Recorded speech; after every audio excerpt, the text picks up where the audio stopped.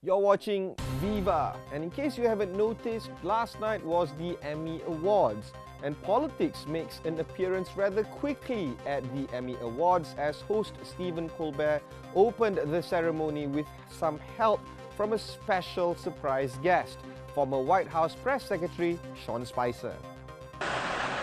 Of course, what really matters to Donald Trump is ratings. You gotta have the big numbers. And I certainly hope we achieve that tonight. Unfortunately, at this point, we have no way of knowing how big our audience is. I mean, is there anyone who could say how big the audience is? Sean, do you know?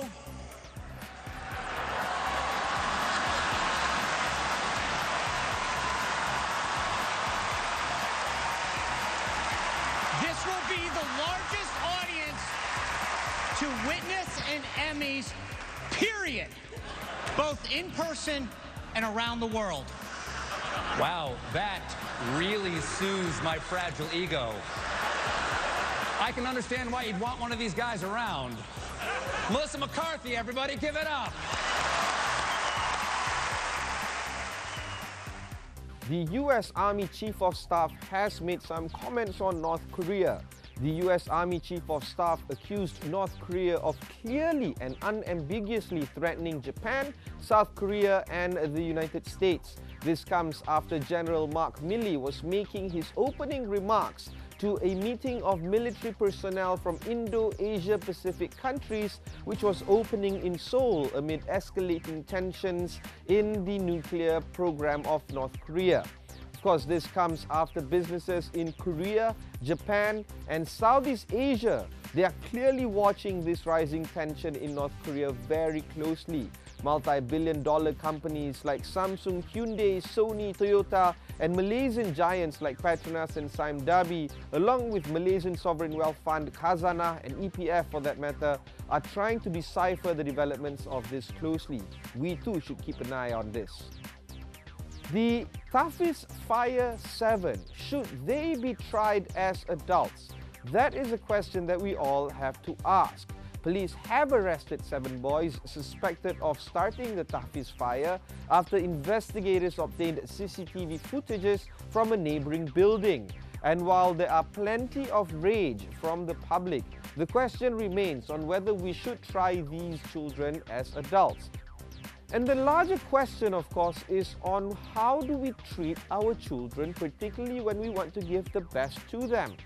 Remember, children are wards of the state, and if parents cannot give the best for the child, then should the state step in?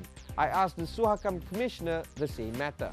Has been quite left out in terms of rights, knowledge and information. So I would take your point that many parents may not know the extent of the rights discourse to demand from the state, the government, a quality of education. You know, we've been quite accepting. We complain, I know. We will complain after this. Kedai kopi, chit-chat, no good.